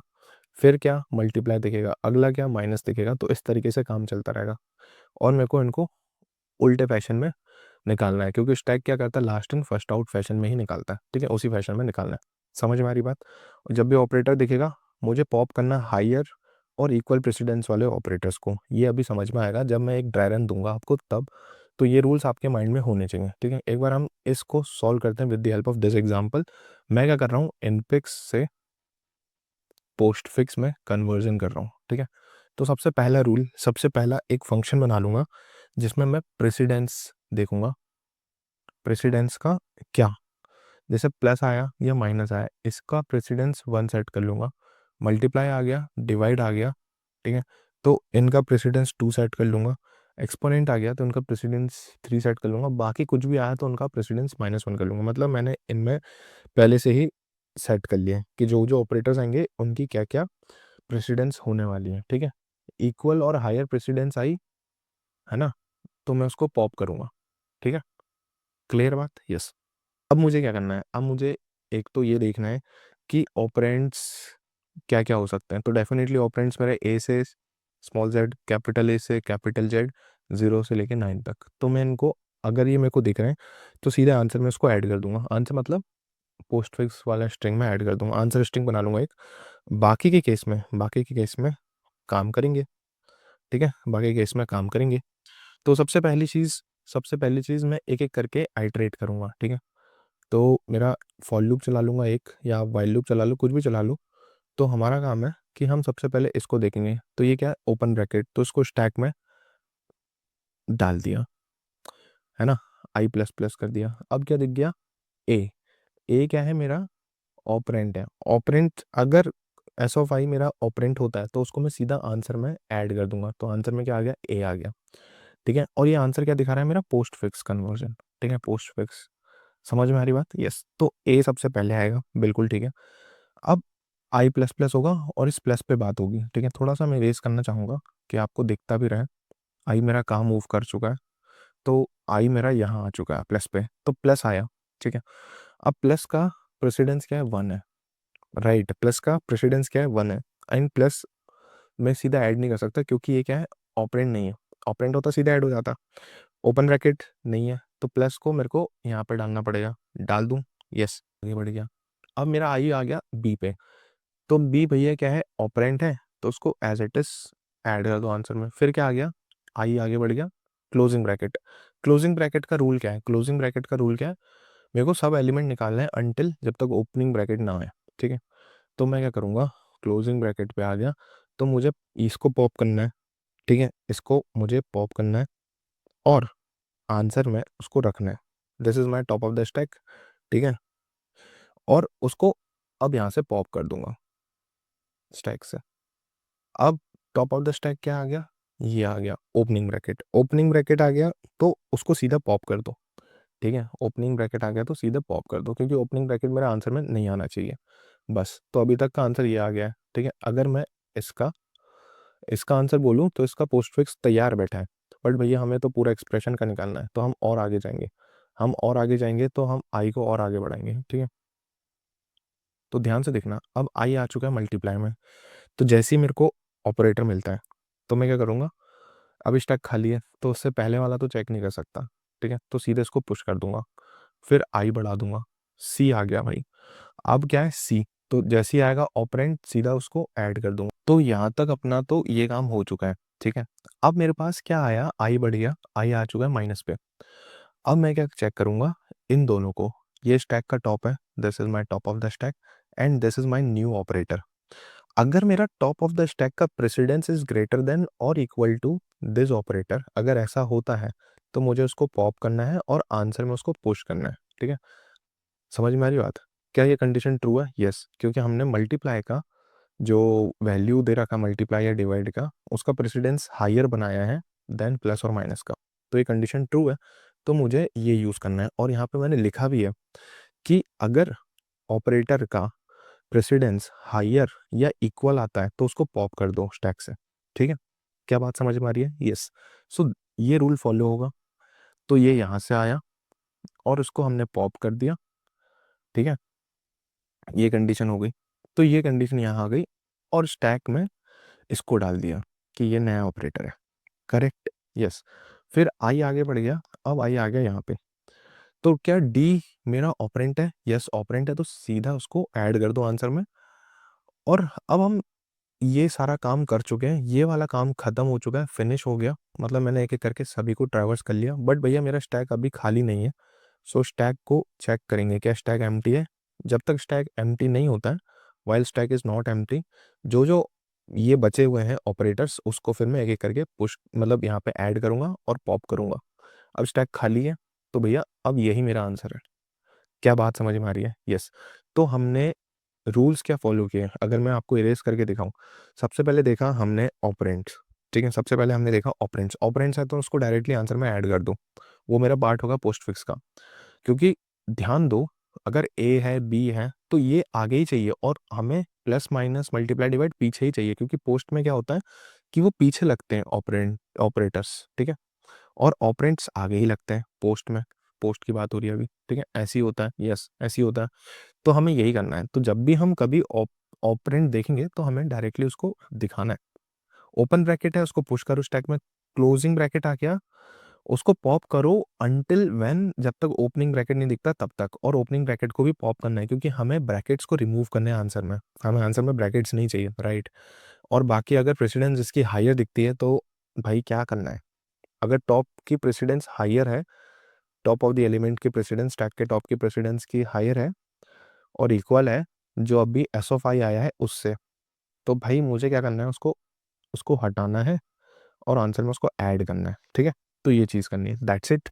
और मेरा जो आंसर तैयार होगा वो मेरा आंसर स्ट्रिंग तैयार हो जाएगी और वही मेरा पोस्ट फिक्स का आंसर होगा। सो एक एक करके इसका आंसर तो निकल जाएगा। अब आपके माइंड में डाउट होगा भाई इसका कोड कैसे करेंगे। सो लेट्स सी, कोड देख लेते हैं पहले और कोड आपको मैं एक एक करके एक्सप्लेन कर देता हूँ सो दैट कि आपकी क्लैरिटी और ज़्यादा बेटर बने। देखो मेरा काम है कि आपको अच्छे से हर एक चीज़ को सिंपल सॉर्टेड वे में क्लियर कर दूँ सो दैट कि आप कभी भी कंफ्यूज ना हो, ठीक है, कभी भी कंफ्यूज ना हो। एंड अब अगर हमें जब भी कन्वर्जन्स करने हैं तो जस्ट हमें रूल्स को फॉलो करना है, दैट्स इट। जैसे ही मेरे रूल्स फॉलो हो जाएंगे मेरा कोड बस लिखना ही आसान है, जो जो मैंने स्टेप बताई वही कोड है, ठीक है। समझ में आई बात, यस। सो चलते हैं कोड वाले पार्ट पे। तो इसका कोड आपके सामने है, ठीक है। अब ये कोड बहुत ज़्यादा बड़ा है देखो, पर डरो मत। सबसे पहले मेरे को प्रेसिडेंस निकालना है, मतलब मेरे पास जैसे प्लस आया या माइनस आया, ठीक है, ये कैरेक्टर्स होंगे स्ट्रिंग के, यस। तो मैंने कैरेक्टर ले लिया। अब वो कैरेक्टर प्लस या माइनस हो तो उसकी प्रेसिडेंस मैंने 1 रख दी, मल्टीप्लाई डिवाइड हो उसकी प्रेसिडेंस 2 रख दी, एक्सपोनेंशियल हो उसकी प्रेसिडेंस 3 रख दी और बाकी सबकी प्रेसिडेंस -1 रख दी। क्लियर है। तो इस तरीके से प्रेसिडेंस सॉर्ट हो गया। अब मेरा मेन काम क्या है, मेरा स्ट्रिंग है, यस, एक एक करके चेक करूंगा। तो स्ट्रिंग एस की इनफिक्स मेरे को गिवन है, ठीक है, ये इनफिक्स गिवन है। अब जो भी आंसर आएगा इनफिक्स टू पोस्ट फिक्स मेरे को सॉल्व करके दे देगा उसका पोस्ट फिक्स। तो भाई आप पोस्ट फिक्स पे चलते हैं। ये है मेरा इनफिक्स टू पोस्ट फिक्स वाला कोड, इसमें स्ट्रिंग आई। तो यहाँ पे क्या हुआ, मैं कैरेक्टर ऑफ स्टैक बना रहा हूँ, स्टैक ऑफ कैरेक्टर्स, क्योंकि हमारे पास स्ट्रिंग गिवन है तो एक एक जैसे bracket A B C D ये सब कैरेक्टर्स हैं एक एक करके, तो मेरे को स्टैक भी कैसा बनाना होगा, कैरेक्टर टाइप का, ठीक है। तो मैंने क्या बनाया, स्टैक ऑफ कैरेक्टर्स। इसके अंदर स्टैक के अंदर क्या जाएगा, या तो ओपनिंग ब्रैकेट जाएगा या तो सारे ऑपरेटर्स जाएंगे, ठीक है। और वही जाएंगे तो वही पॉप ही होंगे, उन्हीं में से कुछ ना कुछ पॉप होगा डेफिनेटली। तो यही सारी चीज़ें होंगी यहाँ पे। और मैंने एक आंसर बना दिया, आंसर क्या रखेगा, पोस्ट फिक्स, फाइनल जो भी आंसर होगा वो। देखो लास्ट में हम कहीं ना कहीं आंसर रिटर्न कर रहे हैं और वही आंसर हमें यहाँ मिल जाएगा, राइट। सो लॉजिक समझ पा रहा है कैसे हो रहा है, यस। तो ये चीज़ें हैं। सबसे पहले मैंने एक एक करके पूरी स्ट्रिंग में ट्रैवर्स किया। अब आप यहाँ पे वाइल लूप लगा लो, मैंने फॉर लूप लगा दिया। हमने सबसे पहले चेक किया क्या वो ऑपरेंट है, ऑपरेंट है तो सीधे आंसर में उसको ऐड करते चले जाओ, जैसे ए बी सी डी जो भी है सब सीधे सीधे ऐड हो जाए। अब मेरे को पता कैसे चलेगा कि ऑपरेंट है, ऑपरेंट के लिए मैंने एक छोटा सा फंक्शन बना लिया कि भाई ये ऑपरेंट है, ठीक है। जैसे अगर वो स्मॉल ए से स्मॉल जेड या कैपिटल ए से कैपिटल जेड या 0 से लेकर 9 तक है तो सीधे सीधे ऑपरेंट दिख रहे हैं, ठीक है। तो सीधे सीधे ऑपरेंट है तो उनको सीधा प्लस कर दो आंसर में, ठीक है।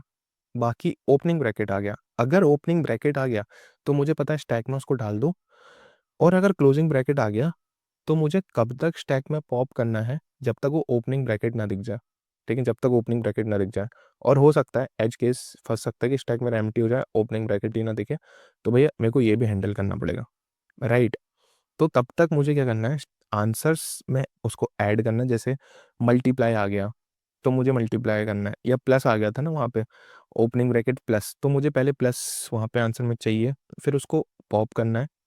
और लास्ट में ये वाली कंडीशन कब फॉल्स होगी, जब मेरे को टॉप ऑफ द स्टैक में ओपन ब्रैकेट दिख जाएगा, तो ओपन ब्रैकेट को भी मुझे रिमूव करना है तो उसको मैं पॉप कर दूंगा, ठीक है।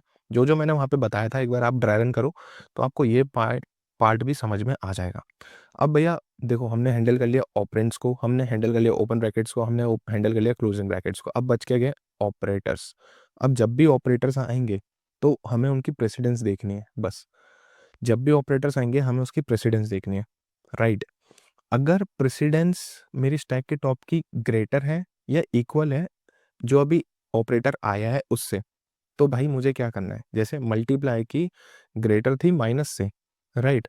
तो मुझे आंसर में मल्टीप्लाई चाहिए और मुझे उसको हटाना भी है, पॉप स्टैक से हटाना है मल्टीप्लाई। समझ में आ रही है बात, यस। और अगर ऐसा नहीं है तो मुझे सीधा सीधा वो ऑपरेटर स्टैक में डाल दो जो भी अभी आया है, ठीक है, वो सीधा सीधा डल जाएगा। क्लियर। तो इस तरीके से काम हो जाएगा। तो इस तरीके से ये सारे पार्ट्स हो जाएंगे। बट अभी हमने लास्ट में देखा था कि ज़रूरी नहीं है कि मेरा सारे स्टैक खाली हो। तो अगर स्टैक खाली नहीं है तो आंसर में एक एक करके सारे ऑपरेटर डालो, स्टैक से उसको पॉप करो, राइट। और जो भी मेरा आंसर होगा वो यही आंसर होगा, ठीक है। So this is our logic. And ये लॉजिक बहुत आसान है, बट उसका कोड लिखना आई थिंक समझ में आ गया होगा, आसान ही है, ठीक है। इसको एक बार रन करते हैं। तो ध्यान दो, देखो हमारे पास आंसर आ चुका है। ये मेरा इनफिक्स था, तो इनफिक्स तो यही आया, यहाँ पे प्रिंट करा था हमने। और इनफिक्स से पोस्ट फिक्स का कन्वर्जन देखो, ए बी फिर बीच में प्लस, ठीक है। ब्रैकेट्स रिमूव हो गए, बिल्कुल हो गए। सी देन मल्टीप्लाई, क्योंकि मल्टीप्लाई का precedence is higher than minus का प्रेसिडेंस, तो रहेगा उस स्टैक में माइनस, ठीक है। तो ये चीज़ हो जाएगी, राइट। तो this is my post fix expression. समझ में आया क्या? ये लॉजिक क्लियर हुआ आप लोगों को? ये जो चीज़ है ये भाई हर कोई नहीं बताता। आपको कोई लॉजिक बता देगा तो कोड नहीं बता पाएगा, या फिर आपको दोनों चीज़ें आनी चाहिए। लॉजिक बहुत ज़्यादा सिंपल है। अगर मैं इसको हटाऊं, इस पार्ट को अभी हटाऊं, तो हमने यहाँ पे क्या किया, सिर्फ प्रेसिडेंस चेक करी है। और ये प्रेसिडेंस हमने अपने अकॉर्डिंग चेक करी है। हमने रूल सेट कर लिए कि प्लस माइनस होगा 1 बना देंगे, मल्टीप्लाई डिवाइड होगा 2 बना देंगे, बाकी एक्सपोनेंशियल होगा 3 बना देंगे, और बाकी सबको -1 बना देंगे। तो इतना सा काम इसका है।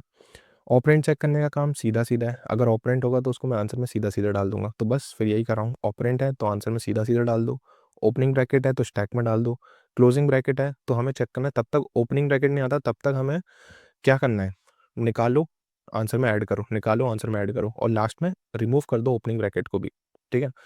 अगर ना वो ऑपरेंड है, ना वो ओपनिंग ब्रैकेट है, ना वो क्लोजिंग ब्रैकेट है, तो बचा क्या, वो ऑपरेटर। ऑपरेटर है तो हमें बस प्रेसिडेंस चेक करनी है, क्या जो ऑपरेटर आया है एस ऑफ आई में, जो अभी ऑपरेटर आया है, क्या वो स्टैक ऑफ टॉप से, मतलब स्टैक ऑफ टॉप अगर क्या बड़ा है एस ऑफ आई से, अगर ऐसा है तो भाई मुझे उस ऑपरेटर को निकालना है स्टैक से, ठीक है। तो आंसर में उसको ऐड किया, स्टैक से निकाला, और नया जो आया है एस ऑफ आई उसको स्टैक में डालना भी है, राइट। एट लास्ट मुझे हो सकता है कि आंसर अभी कंफर्म नहीं हो पूरा, हो सकता है कुछ ऑपरेटर्स स्टैक्स में प्रेजेंट हो स्टैक में, तो भाई वो ऑपरेटर्स को मेरे को एक एक करके निकालना है जब तक मेरा स्टैक खाली नहीं होता, और वो मेरे को आंसर में ऐड भी करते जाना। देखो यहाँ पे स्टैक में जो टॉप में है वो उसको आंसर में डाल रहा हूँ, और उसको हटा भी रहा हूँ स्टैक से, पॉप करते जा रहा हूँ। खत्म, कोड क्लियर। बस यही लॉजिक है, बस यही लॉजिक है। और बच्चे इसमें बहुत डरते हैं कि भाई बहुत ज़्यादा डेंजर चीज़ है, बहुत ज़्यादा डेंजर चीज़ है, नहीं है। तो हमने स्टैक का एप्लीकेशन देखा, और यकीन करो ये जो पोस्ट फिक्स है ना, ये बहुत ज़्यादा बार पूछा जाता है। And this postfix is also known as reverse Polish notation, ठीक है। इसको हम क्या कहते हैं, रिवर्स पॉलिश नोटेशन भी कहते हैं, राइट। और ये बहुत ज़्यादा बार पूछा जाता है कि भाई इनफिक्स से पोस्ट फिक्स का कन्वर्जन बताओ। तो क्या ये कन्वर्जन हम एरे से कर सकते हैं? क्या ये कन्वर्जन हम लिंक लिस्ट से कर सकते हैं? आप खुद बताओ, नहीं कर सकते। ये हम स्टैक से ही कर पाएंगे, राइट। तो ये चीज़ें हैं, स्टैक की कुछ रूल्स हैं। जब भी मुझे टॉप ऑफ द एलिमेंट देखना होता है, तो कभी भी मेरे पास ऐसे फंडामेंटल्स चीज़ें आती है कि मेरे को पीछे के हिस्ट्री चेक करनी होती है। जैसे मेरे को पुराने ऑपरेटर्स चेक करने हैं, तो मैं वहाँ पे टॉप ऑफ द एलिमेंट रख के ही चेक करवाऊँगा। तो वहाँ पे मुझे पर्टिकुलर ही स्टैक की ही ज़रूरत होगी। वहाँ पे मैं एरे नहीं कर सकता, वहाँ मैं स्ट्रिंग, या वहाँ पे मैं लिंक लिस्ट यूज़ नहीं कर सकता, राइट। तो वहाँ पे एक पर्टिकुलर डेटा स्ट्रक्चर ही है जो कि मेरा स्टैक है, ठीक है। तो ये कोड समझ में आया? यस। तो आई थिंक ये लॉजिक समझ में आया होगा। तो हम लोगों ने यार अभी देखा पोस्ट फिक्स, ठीक है। इनफिक्स से पोस्ट फिक्स का कन्वर्जन देख लिया। अब हम बात करेंगे इनफिक्स से प्रीफिक्स का कन्वर्जन, ठीक है। तो ये तो हमें पता है कि ये इनफिक्स हमें क्वेश्चन में गिवन है स्ट्रिंग की फॉर्मेट में। अब देखो यार, मैं दो तरीके से कर सकता हूँ प्रीफिक्स का कन्वर्जन, बट मैं सबसे सिंपल तरीका ये वाला तरीका है, तो मैं आपको ये बताना चाहता हूँ कि ये सबसे सिंपल तरीका है, ठीक है।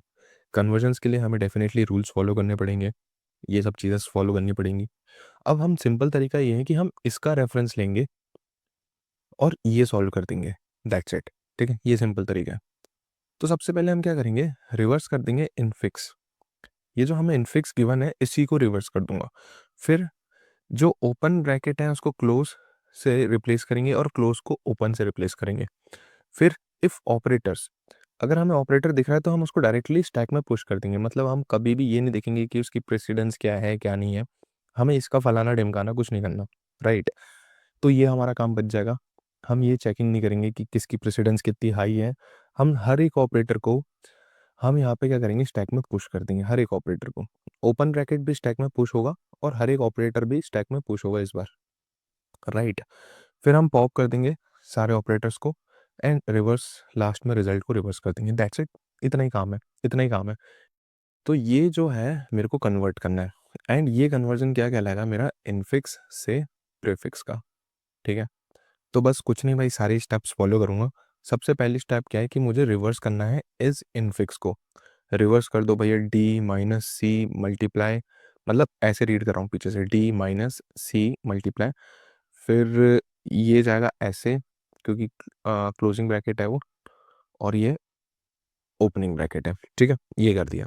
अब सेकंड स्टेप क्या है, मैं रिवर्स करने के बाद सेकंड स्टेप है कि इनको रिप्लेस कर दो। ठीक है, तो स्वैप कर देंगे ब्रैकेट्स को। ब्रैकेट स्वैप करना मतलब डी माइनस सी, ये एज इट इज। अब ये यहाँ पे ब्रैकेट्स को उल्टा कर दो और इसको भी उल्टा कर दो। अब तीसरी चीज़ क्या है कि मेरे पास या तो वो ऑपरेंड्स होंगे या तो वो ऑपरेटर्स होंगे। ठीक है, इस बार मैं क्या कर रहा हूँ, ऑपरेंड्स को तो सीधा ऐड करूंगा ही आंसर में, बट ऑपरेटर को स्टैक में सीधा पुश करते जाऊंगा। ठीक है, तो आ जाओ भाई, स्टैक बना लेते हैं।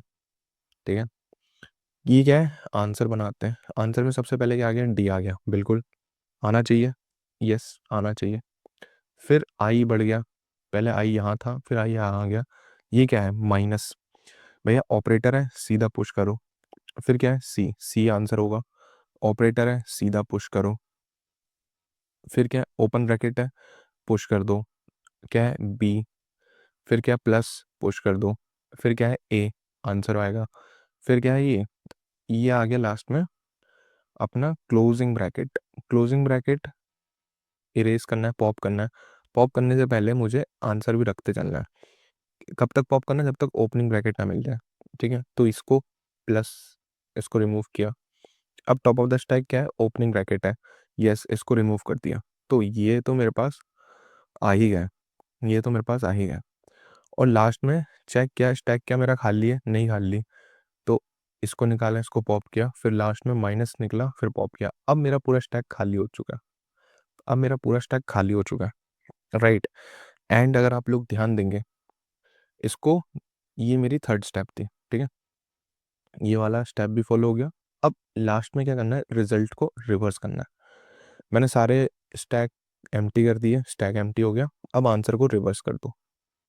ठीक है, आंसर रिवर्स कर दिया मतलब माइनस आ गया, फिर आ गया मल्टीप्लाई, फिर आ गया प्लस, फिर आ गया A B C D, and this is my what, this is my final answer, this is my prefix notation. क्या ये आसान है, क्या ये आसान है, बहुत आसान है, बहुत बहुत ज़्यादा आसान है। ठीक है, तो यही स्टेप मुझे फॉलो करनी है एंड मेरा कोड तैयार है। अब हमने ये स्टेप क्या की, सबसे पहले इनफिक्स को रिवर्स किया, मतलब जो भी स्ट्रिंग गिवन थी उसको रिवर्स कर दिया, ब्रैकेट्स को स्वैप कर दिए, आंसर निकाल लिया। आंसर भी इस बार बहुत आसानी से निकल जाएगा। मेरे को बस दो चीज़ देखनी है, ऑपरेंट है, दूसरा ऑपरेटर है। अब इसके अलावा ओपनिंग ब्रैकेट आएगा, ठीक है, और क्लोजिंग ब्रैकेट आएगा, तो वो तो लॉजिक मैंने आपको पहले बता दिया उसका, वो लॉजिक सेम है। ऑपरेंट का लॉजिक भी सेम है, आंसर में सिर्फ ऐड ही करना है ऑपरेंट्स। ऑपरेटर जितने भी दिख रहे हैं, जितने भी दिख रहे हैं उसको पुश करते चले जाओ स्टैक में। ठीक है, बस। और फिर लास्ट में जो भी आंसर आया उसको रिवर्स कर दो, दैट्स इट। ये मेरा कोड बनने वाला है। अब भाई कोड आपको एक बार दिखा देता हूँ, सेम डिट्टो, लगभग लॉजिक वही है। ठीक है, जो अभी आपको बताया। तो अपने पास देखो, इस बार प्रेसिडेंस का लफड़ा हमें लेना नहीं है, तो कोड में मेरे को कहीं पे भी प्रेसिडेंस चेक करने की ज़रूरत नहीं है। ठीक है, तो सबसे पहले मेरे पास इनफिक्स आएगा, उसको मुझे प्रीफिक्स में कन्वर्ट करना है, तो मैंने एक फंक्शन बना दिया इनफिक्स टू प्रीफिक्स वाला। ठीक है, अब ये है फंक्शन, इसमें कहीं पे भी मुझे प्रेसिडेंस चेक नहीं करना, ये बात ध्यान रखो। ठीक है, आपका काम और आसान हो जाएगा। सबसे पहले स्टैक बना लिया कैरेक्टर का, आंसर बना लिया स्ट्रिंग, और ये आंसर को मेरे को रिवर्स करके रिटर्न करना है। सबसे पहले मेरे पास जो स्ट्रिंग आई है इनफिक्स की, उसको रिवर्स करना है। So this is my first step. ठीक है, रिवर्स द इनफिक्स। उसके बाद मुझे ब्रैकेट्स को एक्सचेंज करना है, तो मैं एक लूप चला लूँगा, और जहाँ पे ब्रैकेट्स दिखेंगे उसको जस्ट उसके अपोजिट ब्रैकेट से स्वैप करना है। ठीक है, तो ये काम वहाँ पे भी हो गया। तीसरी स्टेप क्या है, हर एक आई में जाऊँगा, हर एक मतलब स्ट्रिंग में जाऊँगा, स्ट्रिंग ऑफ कैरेक्टर्स, एक एक कैरेक्टर पे जाऊँगा, 0 से साइज़ तक स्ट्रिंग के, चेक करूँगा। अगर वो ऑपरेंट है तो मेरा सीधा आंसर का पार्ट है। तो अब मैं यहाँ पे क्या चेक करूँगा, अगर वो ओपनिंग ब्रैकेट है, ठीक है, अगर वो ओपनिंग ब्रैकेट है तो भाई मुझे क्या करना है, उसको स्टैक में डालना है, भाई काम वही है। और अगर क्लोजिंग ब्रैकेट है, क्लोजिंग ब्रैकेट है, मुझे स्टैक में तब तक डालना है जब तक वो ओपनिंग ब्रैकेट तक ना आ जाए और मुझे सारे ऑपरेटर्स एक एक करके हटाने, ठीक है, और आंसर में ऐड भी करना है। तो ये वाला काम हो गया। और लास्ट में क्या करना है, ये कंडीशन तब फॉल्स होगी जब ये वाली कंडीशन ट्रू हो जाएगी, मतलब वो ओपनिंग ब्रैकेट्स को भी मुझे रिमूव करना है, लास्ट में वो कर दूंगा। अब बचा क्या, ऑपरेटर। अब यहाँ पे मेरे को कोई प्रेसिडेंस चेक नहीं करना, तो सीधा स्टैक में डाल दो, ठीक है, सीधा स्टैक में डाल दिया, काम खत्म है। तो यहाँ पे मैंने सारी चेक कर लिया। So this is my third step, ये मैंने कर दिया। अब एट लास्ट क्या होगा, मुझे रिमेनिंग, अगर बाय मिस्टेक मेरा स्टैक में खाली नहीं हुए सारे ऑपरेटर्स, तो मुझे चेक वही करना है कि सारे ऑपरेटर्स आंसर में डाल दो एक एक करके, और स्टैक से एक एक करके पॉप करते चले जाओ। और लास्ट में रिवर्स कर दो मेरा आंसर, ठीक है। तो आंसर को रिवर्स कर दिया, स्ट्रिंग को रिवर्स कर दिया, ठीक है। तो ये जो आंसर है वही मेरा इनफिक्स है, प्रीफिक्स का आंसर हो जाएगा, राइट। और इस बार मैंने कोई भी यहाँ पे प्रेसिडेंस के लिए नहीं खेल किया, यहाँ कोई एक फंक्शन नहीं बनाया प्रेसिडेंस का। मैंने एक सिंपल सा फंक्शन बनाया है भाई, ऑपरेंड चेक करने का। अगर ऑपरेंड्स इनके बीच में लाई करते हैं तो वो ऑपरेंड्स हैं, नहीं तो फिर वो ऑपरेटर्स हैं, राइट, या तो फिर वो ओपनिंग ब्रैकेट या क्लोजिंग ब्रैकेट है। तो इन सबको मैंने ईजिली हैंडल कर लिया। अब ये बहुत ज़्यादा आसान लग रहा होगा आपको कोड, ठीक है। एक बार रन करके दिखा देता हूँ सो दैट कि आपको और ज़्यादा क्लियरिटी लगे कि यार हाँ, ये कोड एक्चुअली में वर्क भी किया है, राइट। तो हमारे पास क्या है, स्ट्रिंग है, उसको हमने इनफिक्स को, सबसे पहले इनफिक्स स्ट्रिंग है उसको प्रीफिक्स में कन्वर्ट कर दिया। देखो, सबसे पहले आ गया माइनस, फिर मल्टीप्लाई, फिर प्लस, ABCD। क्लियर, क्या हमने यही किया था? यस। हमने जो ड्राई रन किया था यही आंसर आ रहा था? यस। तो सिंपल सॉर्टेड सारी चीज़ें जो जो हमने वहाँ पे सीखी वो सब हमने यहाँ पे कर डाली, ठीक है। तो ये चीज़ें हैं। अब यही चीज़ हम स्टैक से ही कर पाएंगे, ठीक है, क्योंकि स्टैक का काम ही यही है, स्टैक का काम ही यही है, राइट। अगर मैं इसको बिना स्टैक से करूँ, हो सकता है मैं एरे से किसी भी हाल में कर बैठूँ, बाय मिस्टेक कर लूँ, या हो सकता है कर लूँ, तो बहुत ज़्यादा टफ हो जाएगा वो चीज़, बहुत ज़्यादा कॉम्प्लेक्स हो जाएगी, और मोस्ट ऑफ द चांस पे मैं कर भी नहीं पाऊँगा। बट एक आध क्वेश्चन हो सकता है हो जाए, किसी जो स्टैक से हम सॉल्व कर रहे हो किसी और डेटा स्ट्रक्चर से हो जाए। बट स्टैक के कुछ स्पेसिफिक क्वेश्चंस हैं जहाँ पे जब भी हमें हिस्ट्री चेक करनी है, जैसे ऑपरेटर्स की पुरानी हिस्ट्री देखनी है, पुराने ऑपरेटर्स कौन कौन से आए एंड उनको हमें कंपेयर करना है। तो भाई उस केस में जब भी मुझे पुराना कुछ देखना होता है और उसको मैं स्टैक में पुश कर रहा हूँ, तो उससे बेटर और कुछ है ही नहीं, ठीक है, उससे बेटर कुछ है ही नहीं, मैं उसका टॉप देख लूँगा। ये आपको धीरे-धीरे पता चलेगा जब आप सारे डेटा स्ट्रक्चर्स पढ़ लोगे तो, ठीक है? तो उन चीज़ों में स्टैक ही यूज़ करो। अगर गलती से किसी और डेटा स्ट्रक्चर सॉल्व हो रहा है, वेल एंड गुड है भाई, कर लेंगे। पर सबसे बढ़िया टाइम कॉम्प्लेक्सिटी या सबसे अच्छा सॉल्यूशन स्टैक का सॉल्यूशन कहलाएगा उस केस पे, राइट? तो ये चीज़ है। तो हमने क्या देख लिया? कन्वर्जन देख लिया इनफिक्स से पोस्टफिक्स का और इनफिक्स से प्रीफिक्स का। तो मैंने आपको एक चीज़ बताई थी कि पोस्टफिक्स को हम क्या कहते हैं? पोस्टफिक्स को कहते हैं रिवर्स पॉलिश नोटेशन, ठीक है। अब रिवर्स पॉलिश नोटेशन का मतलब क्या है? रिवर्स पॉलिश नोटेशन का मतलब क्या है, और ये पोस्टफिक्स एक्सप्रेशन को क्यों कहा जाता है, राइट। देखो यार, पॉलिश नोटेशन का मतलब होता है प्रीफिक्स। पॉलिश नोटेशन का मतलब क्या होता है? प्रीफिक्स। और कहीं ना कहीं इनमें हमारा बस रिवर्स का ही लॉजिक है। तो अगर मैं रिवर्स कर दूंगा इस पॉलिश नोटेशन को, तो वो क्या पोस्ट फिक्स बन रहा है मेरा? यस, वही तो है, ठीक है। हालांकि हमने पोस्ट फिक्स को पहले देखा था, रिवर्स वाला पार्ट यहाँ देखा था, बट हम जो नॉर्मल पॉलिश नोटेशन है ना उसको बोल रहे हैं प्रीफिक्स नोटेशन। तो रिवर्स पॉलिश नोटेशन को क्या हम पोस्ट फिक्स नोटेशन कह सकते हैं क्या? यस। एंड कई बार इंटरव्यू में आपसे बोल देगा कि भाई रिवर्स पॉलिश नोटेशन क्या होता है, एंड अगर मेरे को इनफिक्स गिवन है तो क्या मेरे को उसका रिवर्स पॉलिश नोटेशन मैं कर पाऊंगा? आप बोलोगे भाई रिवर्स पॉलिश नोटेशन तो हमने पहली बार सुना है, क्योंकि हमने तो इनफिक्स का प्रीफिक्स पोस्टफिक्स सुना है। तो भाई वो कुछ अलग नहीं है, वो यही है, पोस्टफिक्स ही है, ठीक है। हालांकि हमने रिवर्स यहाँ करके देखा है, बट आप वही कह लो कि प्रीफिक्स पता है, उसका रिवर्स करके देख लूँ, क्या वो लॉजिक उल्टा बैठेगा? बैठेगा, थोड़े बहुत चेंजेस होंगे तो हो जाएंगी, बट ये लॉजिक है एट द एंड, ठीक है। समझ में ही बात? यस। तो पोस्टफिक्स को ध्यान रखना, रिवर्स पॉलिश नोटेशन कहते हैं, एक सवाल बन सकता है। और पोस्टफिक्स में हमेशा ऑपरेटर्स बाद में होंगे, ऑपरेंड्स पहले होंगे पोस्टफिक्स में। प्रीफिक्स में क्या होगा? प्री नाम में है, ऑपरेटर्स पहले होंगे, ऑपरेंड्स बाद में होंगे, ऑपरेंड्स। इनफिक्स में क्या होगा? ऑपरेंड्स आगे पीछे होंगे, ऑपरेटर्स बीच में होंगे, राइट। सो ये सारी चीज़ें मैंने कहानी कंप्लीट कर दी है and this is all about stack. Stack के अंदर हमने स्टैक का इम्प्लीमेंटेशन देख लिया using array, using link list. उसके अंदर हमने इंसर्शन देख लिया, या फिर आप पुश कह लो, पॉप कह लो, है ना। साइज़ निकालना देख लो, एम्प्टी स्टैक है कि नहीं वो देख लो, स्टैक का टॉपेस्ट एलिमेंट देख लो, ये सब कर दिया है। उसके अलावा टाइम कॉम्प्लेक्सिटी भी देख ली है और स्टैक के एप्लीकेशंस भी देख लिए हैं, राइट। और मेरे ख्याल से रिकर्जन सबको आता ही होगा, राइट। तो मैं यहाँ पे रिकर्जन पढ़ाने नहीं आया हूँ, यहाँ पे मैं डेटा स्ट्रक्चर पढ़ाने आया हूँ। तो डेफिनेटली मैंने जो बेस्ट एप्लीकेशन हो सकते हैं स्टैक के वो यहाँ पे कवर कर दिया। रिकर्जन अगर आपसे कोई पूछे तो रिकर्जन कॉल्स सबको पता होती है, ये बेसिक प्रोग्रामिंग में आती है रिकर्जन, ठीक है। तो वो मेरे ख्याल से आप बता दोगे, ठीक है। तो ये सिंपल चीज़ें हैं, यस भैया सिंपल चीज़ें हैं एंड आई होप कि आपको कंप्लीट स्टैक समझ में आया होगा।